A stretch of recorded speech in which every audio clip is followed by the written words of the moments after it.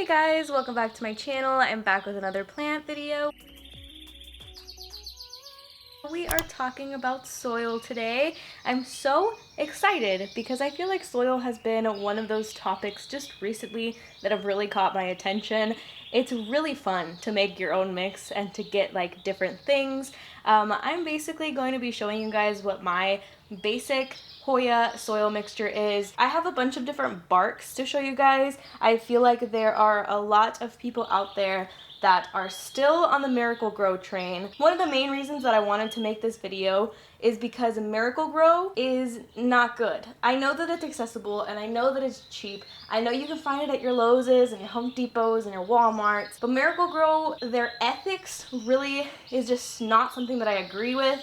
They've recently, I want to say 2 years ago now, have come into a lawsuit where they basically knowingly sold bird seed that was poisoned and laced with pesticides. The key word there is knowingly. They knowingly did that, and they killed tons and tons of birds. They're like in a lawsuit. They basically tried to like appeal it, saying that it wasn't their fault, but that didn't go through. But basically, they thought that it was okay to kill a bunch of birds. So, as you know and as you hear, I'm a bird person, and reading those articles and reading that news really upset me. I'd also like to mention that there are lots of stories out there that basically say that Miracle-Gro is not something that you really want to be like planting your plants with either. If you don't care about ethics and you don't care about the birds and you're fine with continuing to buy from the company. I have also read so many different kinds of stories basically saying that Miracle-Gro is not good for your plants. I've never bought Miracle-Gro potting soil because the Miracle-Gro potting soil is just, if you look at the soil, it looks awful in comparison to other soils that are on the market. Yeah, let's go ahead and just get into the video. I really just wanted to mention that. The main takeaway from this video, even though I'm going to be talking about several different soil amendments, is that just be on the lookout for something for drainage, something that's barky, and potting soil. So let's go ahead and get into the video. So this soil that we're going to be talking about right here is Fox Farm potting soil. Fox Farm potting soil has a ton of really good beneficial ingredients in it.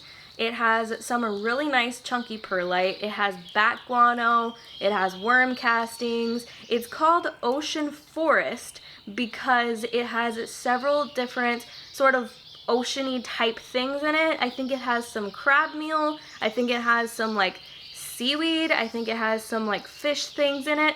It looks so nice. It's very rich looking. The soil itself is organic, so none of those like scary chemicals are going to be in this soil. I really like black gold organic soil as well. I've used that in the past, but they are no longer carrying that locally in Houston, at least not that I can find, but I've heard from many people that you can find it at Ace Hardware. It's just a little bit more expensive there. But basically, organic soil I think is a must. This pot is pretty much the amount that I use.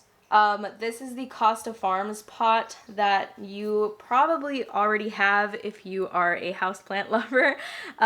You probably have one of these pots lying around. They are, I want to say about 6 inches, and I fill it to about this amount, and then I pour on the side of the tray here. So it's not necessarily like 50% of the mixture, but it is quite a lot of it, and then the rest of it will be only soil amendments. The next thing that we're going to talk about is drainage. So there is a huge, I want to say, pumice versus perlite debate. This right here in this hand is perlite, and this right here in this hand is pumice. I think that there are benefits to both of these products. I love perlite because perlite is super, I want to say, accessible. You can find it pretty much anywhere, but again, don't buy that Miracle-Gro stuff. It really sucks. This perlite is from Black Gold, and I feel like it's a little bit more chunky and less dusty than other brands of perlite out there, and you can find it locally at Cornelius Nursery here in Houston. It runs about $5 to $10, so that's part of the reason why I love this stuff. So pumice, on the other hand, is a lot nicer because perlite can actually degrade pretty quickly. So when perlite starts to degrade, it's basically just becoming dust in your soil, or it's floating to the top and it can look pretty dingy. I know that perlite isn't the favorable thing, but again, the accessibility really gives it a lot of points. For pumice, you might be able to find it at some Tractor Supply stores. So far in Houston, I think I've heard of one store, Quality Feed, here in Houston in the Heights, I believe, also carries pumice. They also carry lava rock, but as for, I think the majority of people, you might not be able to buy this in small amounts.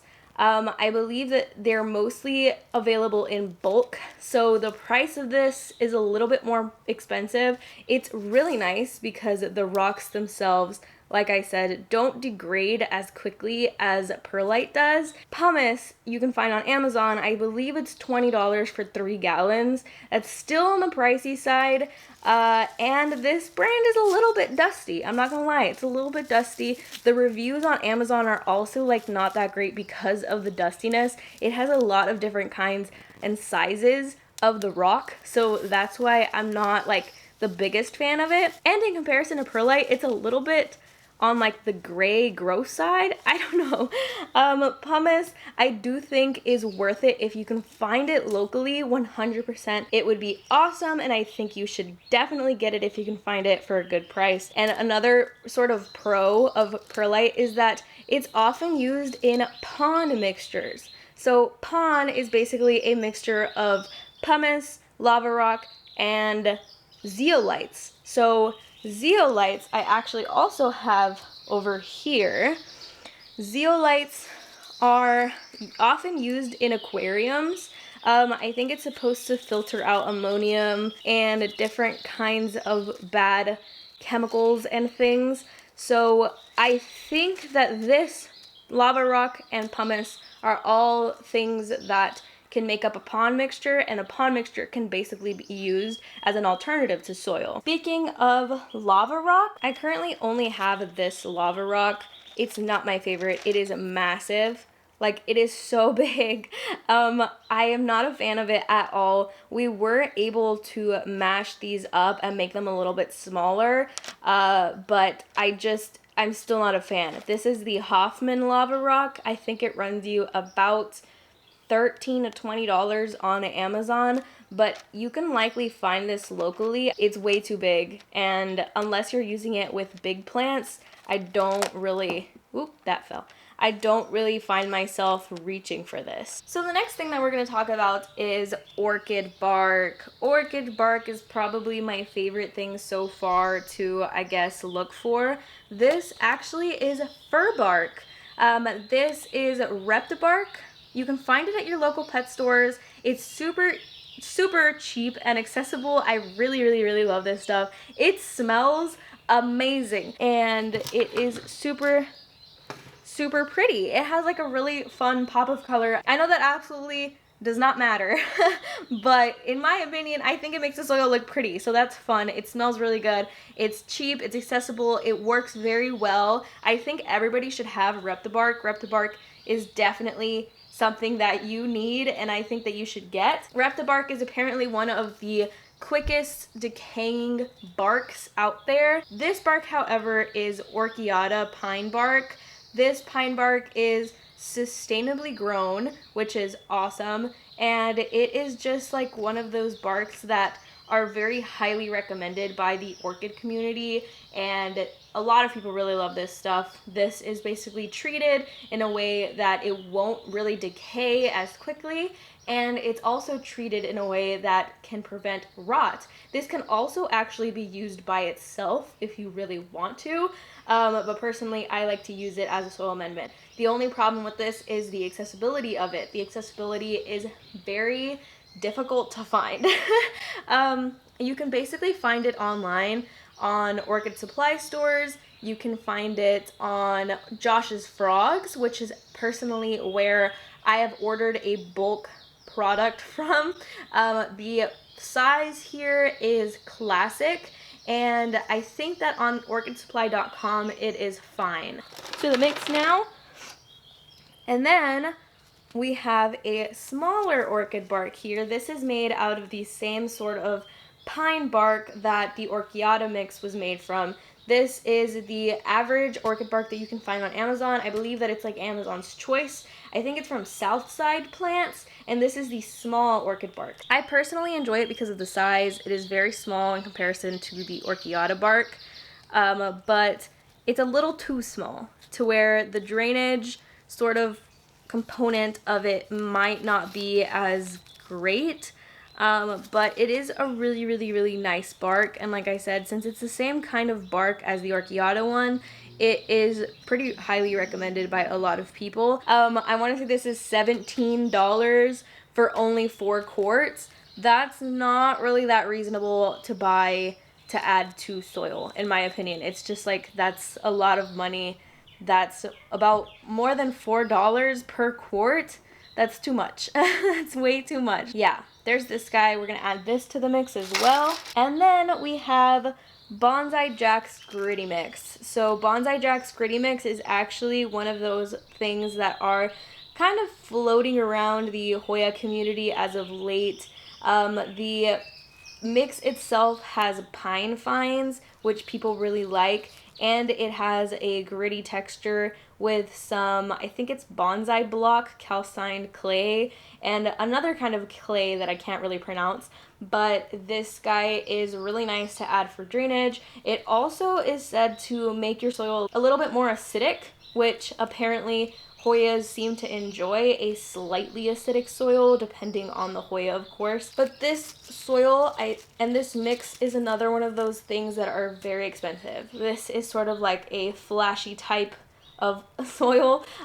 You don't really need this stuff. I just really, really like it because of sort of the benefits of drainage of it. Just buying pumice and lava rock and perlite might be a better alternative to this. But we are going to be using some of this.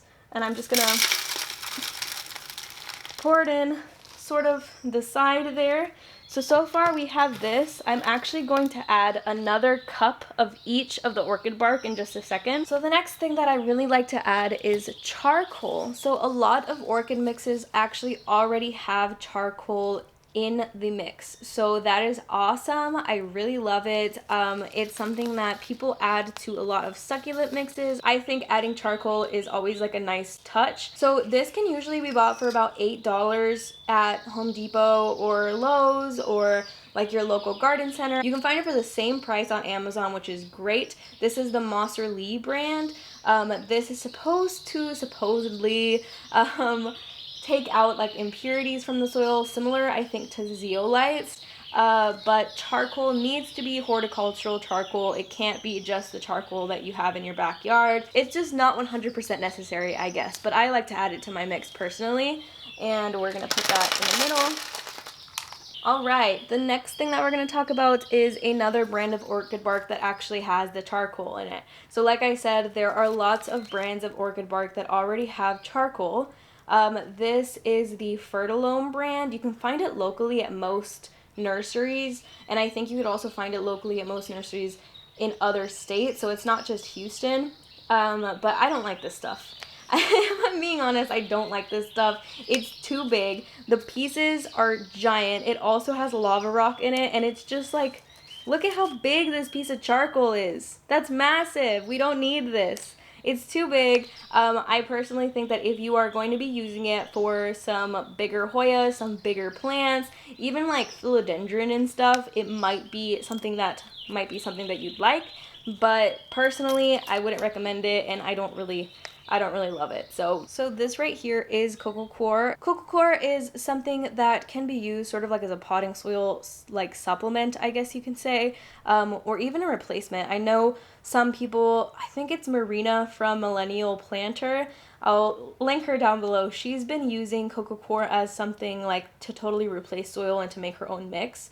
I personally don't really want to do that for my Hoyas, at least, just because Coco Core holds a lot of moisture. It's also really annoying to hydrate, in my opinion. It can be a little bit satisfying and fun at first, but after like a couple of times that you have to do it, it's very annoying and kind of time consuming to have to wait for this stuff to hydrate. But the price on this is so amazing. The price is so great. I want to say it's about like $5 to $10 again at your local pet store. You could even buy it on Amazon. It's great. I really like this stuff. It's super nice and super fluffy also. I really like the fluffiness of it. It's so fluffy and nice to play with. But if you Google it, it kind of tells you that there is like high salt content in this that might not be great for your plants. You're also kind of removing some like microbes and some other things along with your soil that comes in potting soils. So I don't know. I really like this stuff, but I'm not sure how much I would use it for my Hoyas. The next amendment that I see some people, and I've been recommended by other people to include, is Coco Husk. So I know that in my last rooting video, a lot of people asked about Coco Husk. So Coco Husk and Coco Core are both pieces of a coconut.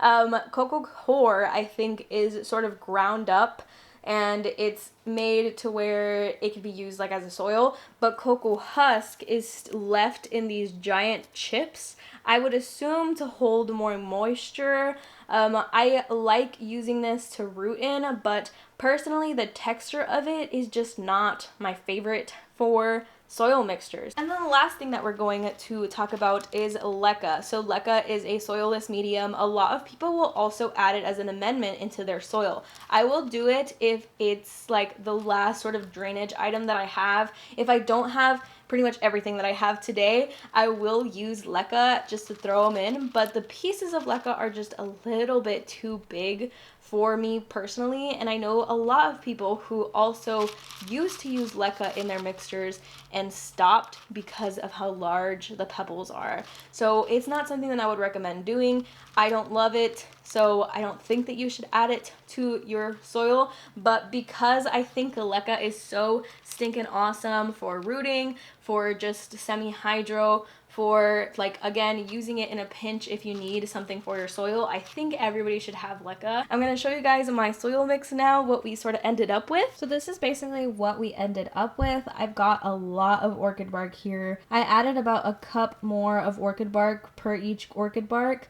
We have Perlite and Pumice at the top corner here, and then right here we have charcoal, and then at the bottom we have the Bonsai Jack gritty mix, and then we have all this potting soil sort of filled to the top here. So again, a lot of my soil is more so for drainage and not necessarily the potting soil, just because I feel like drainage is super necessary for Hoya, especially Orchid Bark. So I'm pretty much going to go ahead and mix it up for us.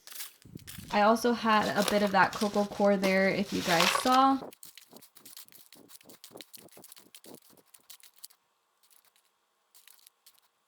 So there you go, it's all mixed up. This is about what you want it to look like. It's pretty barky, it's pretty nice. I like to take some of the trashy bits out if I find them, but for the most part, it looks pretty much done. You want to like sort of squish it, and if it sticks together, it's not really something that you should look for. You should kind of look for it to sort of fall apart nicely. The texture is really important when it comes to soil mixes. I think having a good soil mix is super necessary to keep your plants happy. It's really fun to also play in the soil. So basically, I'm really happy that I was able to share my mix with y'all. I really want to kind of just get the word out about Miracle-Gro, because I feel like a lot of people still use that brand because it's something that is very, I guess, obvious whenever you walk into stores, that it kind of dominates all of big box stores, and that's sort of the place where a lot of people get their soil amendments from. I personally no longer use the orchid spray from them as well. I started making my own orchid spray, so if you want me to make a video on that, I definitely will. So let me know in the comments down below if you like the video or if there's anything else that you guys want to see. But that's going to be it for today's video, and I hope to see you guys in the next one. Bye!